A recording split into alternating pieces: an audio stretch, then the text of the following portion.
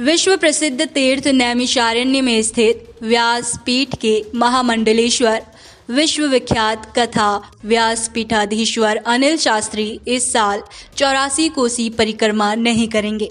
राष्ट्रीय प्रस्तावना चैनल से बात करते हुए कथावाचक और पीठाधीश्वर अनिल शास्त्री ने बताया कि नैमिषारण्य की पावन धरती लगातार शासन प्रशासन और अधिकारियों की अनदेखी का शिकार हो रही है।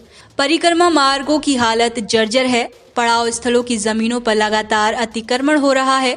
श्रद्धालुओं और संतों के ठहरने और आवागमन की व्यवस्था ये सब आज भी जस की तस बनी है।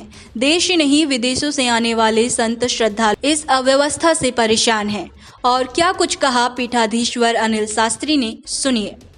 राष्ट्रीय प्रस्तावना आज पहुंचा है नैमिषधाम और श्री अनिल शास्त्री जी महाराज जी के पास।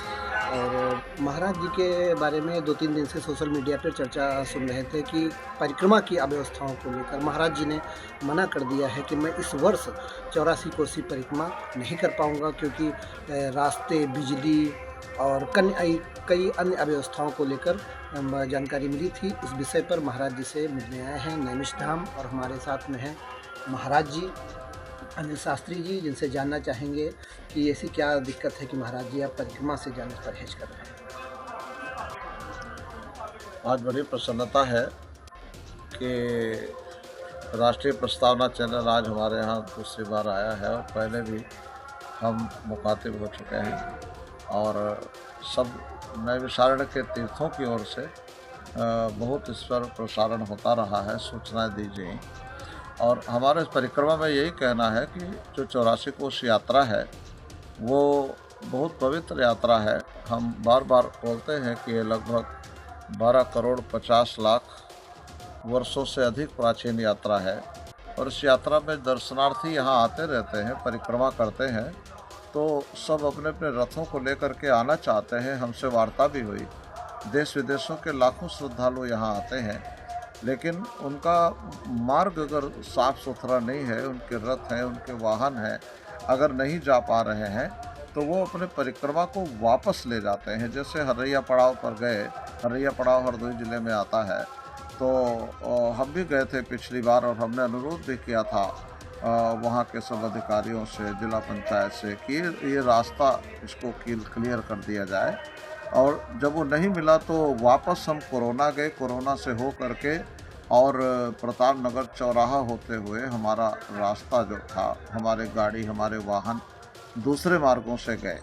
तो इससे अंदर थोड़ी उदासीनता छा गई कि जब रास्ते नहीं है और आने वाले जो श्रद्धालु हैं, आने वाले जो दूसरे महंत हैं, आने वाले जो धर्माचार्य हैं, परिव्राजक हैं, पालकियाँ हैं, हाथी घोड़े लेके आते हैं, तो जब उनको मार्ग नहीं मिलेगा तो उनकी परिक्रमा विखंडित हो जाती है। इसलिए यात्रियों में असंतोष देखा गया। तो पिछली बार हमने बहुत लोगों को आश्वस्त किया था कि अगली बार परिक्रमा जो हरैया पड़ाव से गुजरती है वहाँ पर बाईपास बनाया जाएगा और आश्वासन भी दिया गया था, लेकिन ना तो वहाँ पर रास्ते खोले गए और कोई गाड़ियाँ वाहन हरैया गांव से होकर नहीं गुजर सकते। पहले रास्ते होंगे, फिर लोगों ने अतिक्रमण कर लिया, तो ये सरकार की जिम्मेदारी बनती है कि वो रास्ते को साफ करा दें। ऐसे ही कोथावा से गिरधरपुर मुरारी जो रास्ता जाता है पड़ाव का, तो वो पड़ाव ऐसा है कि वहाँ पर रास्ता नहीं है।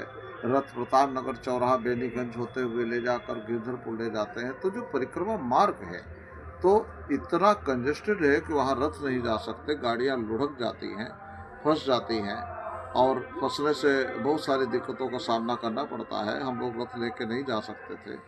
तो हमने इस साल जब व्यवस्थाओं को देखा कि वो सब नहीं हुआ है, तो हमने उस तरह का व्यापक प्रचार प्रसार नहीं किया। 1 महीने पूर्व हमने अपने कार्यक्रम को निरस्त किया कि जब रास्ते नहीं मिल पाएंगे और रथ संचालित नहीं होंगे तो हम यात्रा को लेकर के न तो खो जा सकते हैं और ना ही दूसरे देशों के लोग जो आना चाहते हैं उनके परिक्रमा में कोई व्यवधान हो, वो भी नहीं चाहते।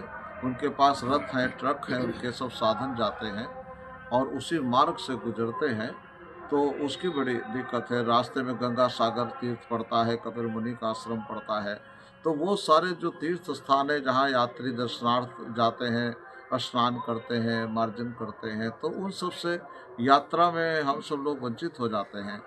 और हत्यारण तीर्थ है, जैसे बहुत अच्छा तीर्थ है, प्रभास क्षेत्र कहलाता था। भगवान राम को जब दोष लगा तो यहीं पर आकर के उन्होंने स्नान किया था, तो उनकी ब्रह्म हत्या का दोष मिटा था। ऐसी स्थिति में जो हत्यारण तीर्थ है, वहाँ हम लोगों को कहते हैं कि वहाँ जाइए। लोग पूछते हैं कि भगवान राम ने कहाँ पर यह स्नान किया था। वो हत्यारण तीर्थ प्रभास क्षेत्र के नाम से जाना जाता है, कहाँ है। तो जब हम लोगों को भेजते हैं तो पहले 12 महीने में एक बार परिक्रमा होती थी। जी, जी, जी। अभी ये 84 कोस परिक्रमा प्रतिदिन हो रही है। जी, जी, हाँ। जितने लोग आते हैं तो कहते हैं पता नहीं इतने वर्षों तक जिएंगे नहीं जिएंगे, किसने देखा है वक्त को। तो आप परिक्रमा आए हो तो कर लो, लेकिन जाते हैं तो वहाँ शौचालय नहीं है, वहाँ रास्ते नहीं है, चिकनी मिट्टी है, गाड़ियाँ फंस जाती हैं, लोग गिर जाते हैं, उनको फ्रैक्चर हो गया किसी को। तो ऐसी घटनाएं सुनने को मिली। तो हमारा यही अनुरोध है सरकार से कि इस पर बहुत ध्यान दे करके वहाँ शौचालय आदि जो बेसिक वस्तुएं हैं, जब मोदी जी का संकल्प है कि घर घर शौचालय होना चाहिए, तो इतने बड़े तीर्थ के निकट एक भी शौचालय नहीं है, वहाँ पर बहुत दिक्कतें होती हैं। तो हमारा अनुरोध है कि परिक्रमा के जो लोग आ रहे हैं, दर्शनार्थी आ रहे हैं, प्रतिदिन लोग जा रहे हैं, तो उनकी भावनाओं का ध्यान रखते हुए कि उनकी भावनाएं आहत न हो, वहाँ के रास्ते, वहाँ के शौचालय और अन्य जो स्थल हैं उनका थोड़ा सुंदरीकरण जहाँ तक हो सकता है वहाँ तक कराएं। और अगले वर्ष हम यात्रा को पुनः करेंगे, हम प्रयत्न करेंगे कि हम बहुत सारे साधु संतों को लेकर यहाँ आए। हमारे माननीय मुख्यमंत्री जी तो नैमिषारण्य में आवाहन करते हैं। वो 2 बार खुद ही आश्रम में आए और घोषणा किया कि हम नैमिषारण्य का विकास करेंगे, हम चतुर्मुखी योजनाएं बनाएंगे, हम रास्ते बनाएंगे। और वो कर भी रहे हैं, वो जुटे हुए हैं, पूरा जहाँ तक उनसे हो पा रहा है वो कर भी रहे हैं।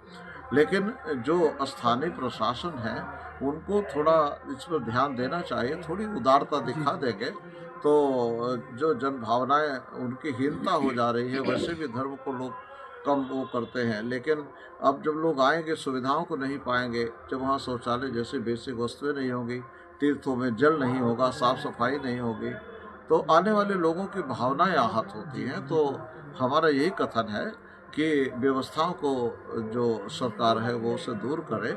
और बहुत लोग नैमिषारण्य आने के लिए तैयार हैं, क्योंकि पृथिव्यानि यानि तीर्थानि तानि सर्वाणि नैमिषे। नैमिषारण्य की यात्रा करने से समस्त तीर्थों की यात्रा हो जाती है। ये भावना लोगों में ओतप्रोत है, उनके विचारों में।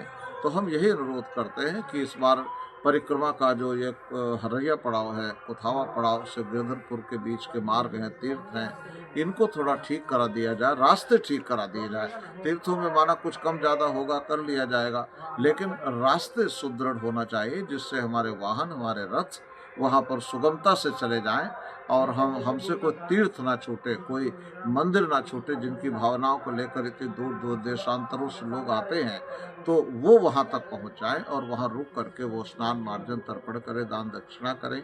इससे क्षेत्र का भी विस्तार होगा, नाम भी बहुत होगा। सरकार को लोग कहेंगे कि कितनी अच्छी सरकार है, वहाँ तीर्थों का ध्यान रखती है, सनातन धर्म की सरकार है। हम लोग सनातन धर्म की जय बोलते हैं, तो जय तभी होगी जब सनातन धर्मी यहाँ आते हैं तो उनको उन असुविधाओं का सामना ना करना पड़े। यही हमारा इस पर विचार है। और बाकी सब हमारे जिलाधिकारी हरदोई और सीतापुर सब अच्छे कार्य कर रहे हैं, दिन रात जुटे हुए हैं।